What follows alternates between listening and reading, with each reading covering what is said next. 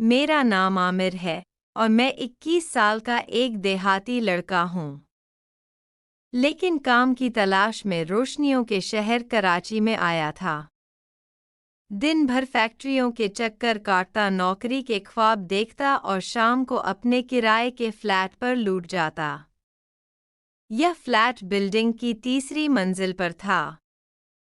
छोटा सा था और दीवारों पर पुरानी पोस्टर्स चिपकी हुई थी। मेरा 2 कमरों का फ्लैट था और फ्लैट में दाखिल होते ही एक कमरा था। इस कमरे के साथ बालकोनी थी जो सामने सड़क की तरफ थी। बालकोनी में जाने के लिए दरवाज़ा था और एक खिड़की भी बालकोनी में खुलती थी। इस बिल्डिंग के सामने वाली बिल्डिंग में भी फ्लैट थे और वहाँ सारा दिन खवातीन उठती बैठती नजर आती थी। इस बिल्डिंग और सामने वाली बिल्डिंग के फ्लैट आमने सामने थे। इसीलिए दोनों इमारतों की खवातीन सामने वाले फ्लैट की खवातीन से हमसायों की तरह बर्ताव करती थी। पहले कमरे से गुजरकर दूसरा कमरा था, जिसकी खिड़की सड़क पार वाली बिल्डिंग की तरफ खुलती थी। यह खिड़की चेहरे की ऊंचाई पर लगी थी। वह खिड़की मेरी दुनिया का वाहिद खिड़कीनुमा दरवाज़ा बन गया था। शुरू में तो मैं थका हारा वापस आता और सीधा बिस्तर पर गिर जाता था। लेकिन एक शाम जब सूरज डूबने लगा था और शहर की गलियों में हल्की सी ठंडक उतरने लगी थी, मैं इस कमरे में गया। उठकर ताजा हुआ का सांस लेने के लिए खिड़की से बाहर झांका। मैंने उधर देखा तो सड़क पार वाली बिल्डिंग के फ्लैट में एक लड़की नजर आई। वह आईने के सामने बैठी थी और मेकअप कर रही थी। इसका फ्लैट हमारे बिल्कुल सामने था और तीसरी मंजिल पर था। पर खिड़की की ऊंचाई और जाविया नज़र ऐसा कि मैं इसे साफ देख सकता था। वह शादीशुदा थी, यह मैंने जल्द ही जान लिया था। इसके हाथ पर सुर्ख चूड़ियां और गले में सोने का हार था। कभी कभी इसका शौहर भी नजर आ जाता, जो एक उधेड़ उम्र का थका हुआ आदमी था। वह सुबह सवेरे निकलता और रात गए वापस आता और जब रात की ड्यूटी करता तो शाम को निकलता और सुबह सवेरे घर आता था। वह शायद कोई फैक्ट्री या दुकान पर काम करता था और वह घर में कम ही रहता और जब रहता तो खामोशी से खाना खाता और सो जाता। लेकिन वह लड़की, वह तो मेरी शामों की रोशनी बन गई। इसकी खूबसूरती ऐसी थी जैसे कोई फिल्म की हीरोइन हो। इसके बाल लंबे स्या और घने थे जो वह आहिस्ता आहिस्ता कंघी करती और बनाती। जब वह सर झुकाती तो बाल इसके चेहरे पर गिरते और वह उन्हें कान के पीछे करती तो मेरी सांस रोक देती। इसका चेहरा, गोल आँखें, बड़ी बड़ी बादाम जैसी जिनमें सुरमा लगता, देखकर लगता जैसे सितारे जगमगा रहे हो। वह अक्सर साड़ी पहनती थी और वह साड़ी में बहुत खूबसूरत लगती थी। मैं इसे दूर से सिर्फ देखता रहता क्योंकि बात हो ही नहीं सकती थी, इसलिए बस दूर से खामोशी से मैं इस हसीना को देखकर अपने दिन की बोरियत दूर करता था। यह मेरी रोज़ की रूटीन बन गई थी और हर शाम ठीक 5 बजे जब सूरज मगरिब की तरफ झुकता और शहर का शोर शराबा हल्का पड़ने लगता था तो मैं इस कमरे में चला जाता और खिड़की पर चेहरा लगाकर खड़ा हो जाता और इंतज़ार करता। वह आती आईने के सामने और सजना संवरना शुरू कर देती। मेकअप करना, अपने आप को संवारना इसका मशगला लगता था और 5 बजे से लेकर अंधेरा होने तक तैयार होती थी। और जब वह तैयार होकर खिड़की की तरफ देखती तो मुझे लगता जैसे वह मुझे बुलाती हो। लेकिन नहीं, यह सिर्फ मेरा वहम था। मैं वापस अपने कमरे में लौटता, इसकी तस्वीर दिल में लिए और अगली शाम का इंतज़ार करता। सुबह सवेरे उठता, नौकरी की तलाश में निकलता और दोपहर को थक कर वापस आता और शाम तो बस इसी एक लम्हे की होती। अब यह मेरा मामूल बन चुका था। कोई दिन छोड़ता नहीं था। बारिश हुआ, गर्मी, धुंध हुआ, धूप, 5 बजे मैं वहां होता। खिड़की की छोटी सी झरी से दुनिया बाहर की भूल जाती और बस वही एक मंजर रह जाता। वह अपने आईने के सामने सजते संवरते, इसे कुछ पता न था। कभी इसने उधर देखा भी तो शायद खिड़की को खाली समझा। वो आराम से बैठती, अपने आप को संवारती और मैं दूर से इसकी हर अदा को देखता रहता। मैं इसे सराहता, दिल में दाद देता कि वाकया कमाल है। यह तो हसीना आलम है।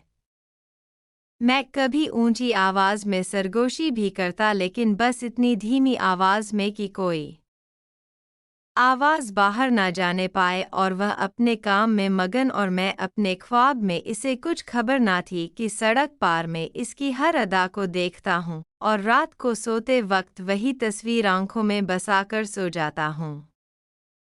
एक शाम जब वह सुरमा लगा रही थी तो इसकी आंखें झक गई और हल्का सा मुस्कुराई, शायद आईने में खुद को देखकर। मेरा दिल दहाका, मुझे ऐसा लगा जैसे वह मुझे देख रही हो। लेकिन नहीं, वह तो अपने आप में खोई हुई थी। अब यह रूटीन चलती रही। हर रोज 5 बजे वही जगह, वही नज़ारा, लेकिन वह नहीं जानती थी और मैं नहीं बता सकता था। एक दिन मैं 4 बजे ही खिड़की से देखने लगा। फ्लैट में रोशनी हल्की सी थी, जितनी बालकोनी से अंदर फ्लैट की गहराई में आ सकती है। वो फ्लैट से बालकोनी के सामने वाले बरामदे में आई और आईने के सामने खड़ी हो गई, और वह आईने में खुद को देखकर हल्का सा मुस्कुराई, जैसे अपनी खूबसूरती से खुश हो। थोड़ी देर में वहां रुका रहा और फिर वापस आकर सो गया। एक शाम जब सूरज डूब रहा था और आसमान नारंगी हो गया था, तो मैंने फैसला कर लिया कि 5 बजे जब वह सजना शुरू करती है, मैं अपने फ्लैट की खिड़की ऐसे खोलूंगा कि सिर्फ इसकी नज़र मुझ पर पड़े। 4 बजे ही मैं तैयार हो गया और साफ कपड़े पहने और बाल संवारे, जैसे किसी से कोई खास मुलाकात हो। 5 बजे से 5 मिनट पहले मैं खिड़की के पास जा खड़ा हुआ और खिड़की का पर्दा सरकाया। फिर खिड़की की कुंडी खोली और ठीक 5 बजे मैंने आधी खिड़की खोल दी। सड़क पार इसका फ्लैट था। थोड़ी देर बाद वह आई। आज भी इसने साड़ी पहनी हुई थी, लेकिन अभी बनना सजना शुरू नहीं किया था, और वह आईने के करीब बैठ गई और बाल खोले और कंघी करने लगी। अगले दिन मैं फिर से खिड़की पर खड़ा था कि वह आई, और आज गुलाबी साड़ी में बाल खिले हुए थे और आईने के सामने बैठी काजल लगा रही थी। अचानक इसने सर उठाया और सीधा मेरी तरफ देखा तो मेरी सांस रुक गई। लेकिन दिल ने कहा अब वक्त है। मैंने आहिस्ता से हाथ हिलाया, एक हल्का सा सलाम किया। मैंने हाथ ज्यादा ऊपर नहीं उठाया, लेकिन आंखें इसकी आंखों में थी। आंखें हैरत से बड़ी हुई और हल्की सी लाली गालों पर आई। एक लम्हे को लगा जैसे वह पीछे हटेगी और पर्दा गिराएगी, लेकिन नहीं, इसने आहिस्ता, बहुत आहिस्ता सर हिलाया। फिर फौरन सर झुका लिया और सुरमा लगाने लगी, लेकिन होठों पर हल्की सी मुस्कुराहट थी। मैंने सलाम किया तो इसका जवाब मिला, और अब फासला सिर्फ सड़क का नहीं, दिल का भी कम हो रहा था।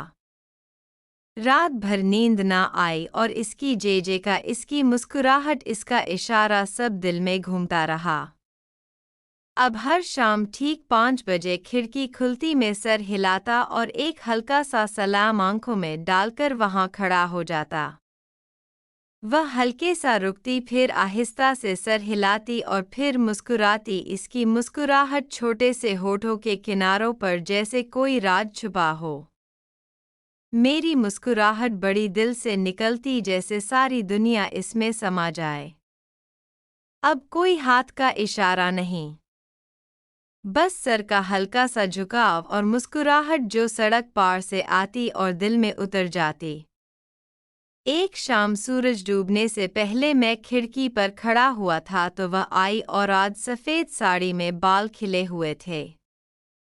इसने सलाम किया और मुस्कुराई तो मैंने भी सलाम किया। फिर मैंने मुस्कुराहट के साथ हाथ से चाय पीने और फिर 5 उंगलियां खड़ी की और नीचे का इशारा किया।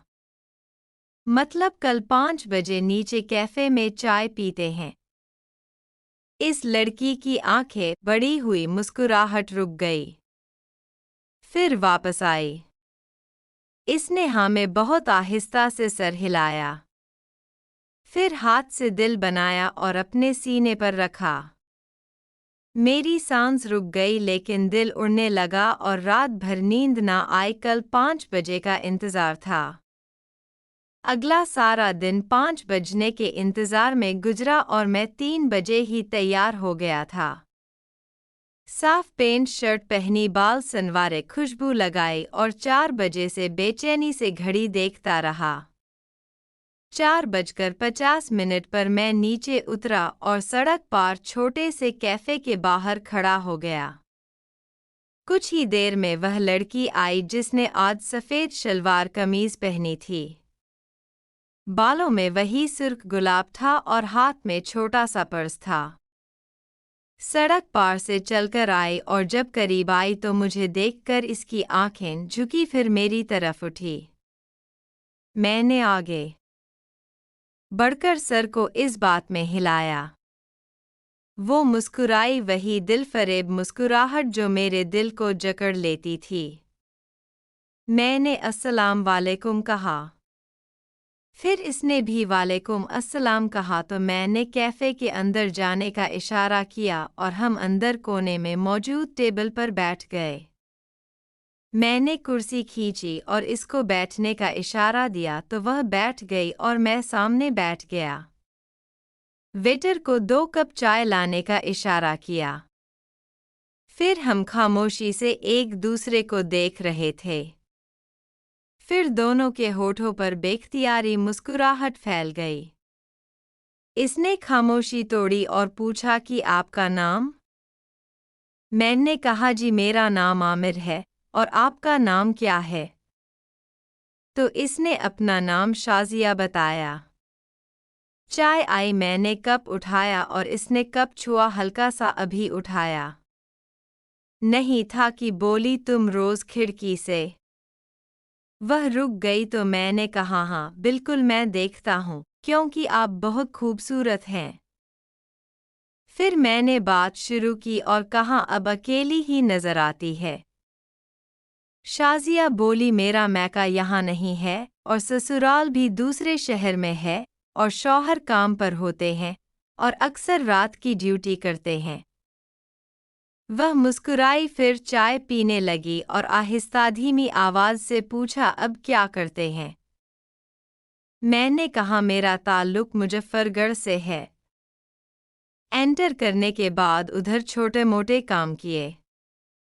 फिर किसी ने मशवरा दिया कि कराची चले जाओ, वह बहुत गरीब परवर शहर है, तो उधर चला आया। का बड़ी मुश्किल बंदोबस्त हुआ है। अब्बा जान के दोस्त हैं जाहिद चाचू, उन्होंने फ्लैट लेकर दिया है। पहले तो बेरोजगार था, अभी एक फैक्ट्री में जॉब लगी है। 1 तारीख से ज्वाइन करना है। मैंने मुख्तसरन अपने बारे में बताया। फिर मैंने पूछा अब सुनाई जिंदगी कैसे गुजर रही है? शाजिया बोली शादी को 3 साल हुए हैं और यह मेरे वालिदैन का तय करदा रिश्ता था।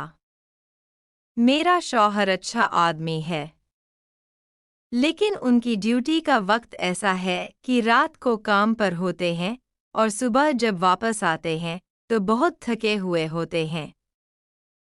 बस खाना खाते हैं और सो जाते हैं। फिर शाजिया बोली घर में मैं दिन भर अकेली होती हूँ और मेरा सारा वक्त काम, खाना पकाना, सफाई में गुजर जाता है।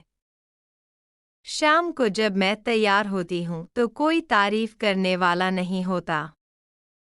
कभी कभी लगता है जैसे मैं कोई पत्थर की मूर्ति हूँ जो बस खड़ी रहती है।